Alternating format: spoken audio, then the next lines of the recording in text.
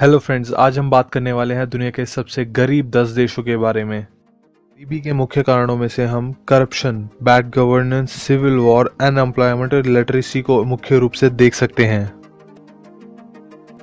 Uzbekistan Uzbekistan की अर्थव्यवस्था कभी ऊपर और कभी नीचे जाती है। हमें यह भी देखने को मिलता है कि इसमें गरीब बच्चों की बहुत ही बुरी हालत हो जाती है। इनके पास खाने के लिए भी कुछ नहीं होता है, जिससे सरकार को निपटना जरूरी है। किर्गिस्तान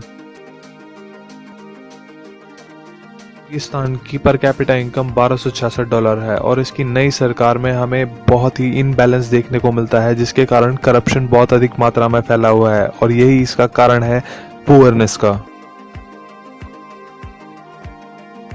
तंजानिया तंजानिया की ग्रोथ रेट पिछले कुछ सालों में 6 से 7% बनी हुई है, जिससे इसकी गरीबी बहुत कम होती जा रही है। परंतु ये देखने को भी मिलता है कि दूसरी साइड पर इनकी पॉपुलेशन भी अधिक मात्रा में बढ़ती जा रही है, जो एक कारण बनी हुई है कि इनकी गरीबी खत्म ही नहीं हो पा रही है।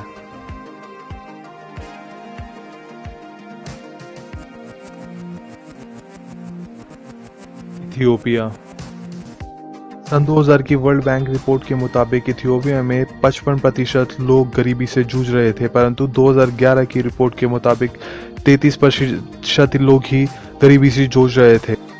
वर्ल्ड बैंक का यह भी कहना है कि यदि गुड गवर्नेंस दिखाई जाए तो इथियोपिया में गरीबी बहुत ही जल्द मिटाई जा सकती है। हेती हेती एक बहुत ही गरीब देश है, जिसकी पर कैपिटा इनकम 2019 में $923 है। हमें देखने को मिलता है कि यहाँ पर बहुत से भूकंप भी आते हैं, जिसके कारण लोगों को बहुत ही मुसीबतों का सामना करना पड़ता है। यह भी देखने को मिलता है कि यहाँ पर खेती ना के बराबर होती है, जिसके कारण भूखमरी की स्थिति पैदा हो गई है और लोग मिट्टी खाने पर मादा रखते हैं और यहाँ पर मिट्टी खाई जाती है।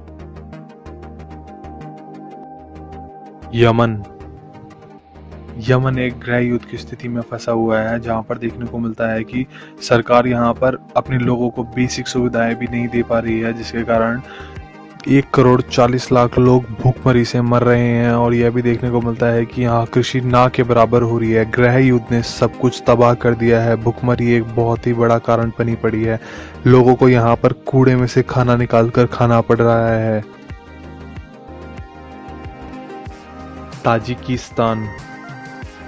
ताजिकिस्तान ने 1991 में सोवियत रूस के विघटन के बाद अपनी स्वतंत्रता प्राप्त करी और यहाँ पर स्वतंत्रता प्राप्त होने के बाद 5 साल तक गृह युद्ध चलता रहा, जिसके कारण बहुत ही बुरी स्थिति पैदा हो गई, जिसके कारण लोगों को बहुत ही भुखमरी में रहना पड़ा। पर कैपिटा इनकम $817 है।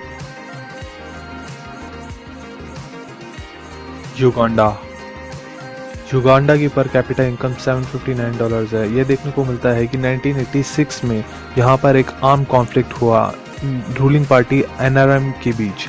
यह देखने को मिलता है कि उसके बाद कुछ संस्थानों को बिठाया गया, जिनके कारण युगांडा को बहुत ही अधिक फायदा होने लगा। परंतु 2010 में यहाँ पर स्थिति कुछ अच्छी नहीं रही और यहाँ पर गरीबी अधिक से अधिक बढ़ने लगी। यह भी देखने को मिलता है कि इनका एक्सपोर्ट बहुत ज़्यादा था, जिसके कारण यह अपने कर को चुका नहीं पा रहे थे और इसके कारण तक गरीबी बहुत अधिक मात्रा में बढ़ने लगी।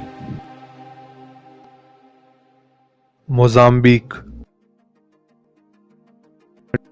की जीडीपी बहुत ही खराब है। यह भी देखने को मिलता है कि पर कैपिटा इनकम सिर्फ $502 है और यह भी देखने को मिलता है कि इससे सुधार मिलाने के लिए इसमें गैस प्लांट्स लगाए गए हैं, जिससे कि ग्रोथ अच्छी हो। यह भी देखने को मिलता है कि समुद्र से सटा हुआ है और इसकी एक्सपोर्ट अधिक है, जिस कारण इसे कर्ज में डूबा हुआ देश माना जाता है।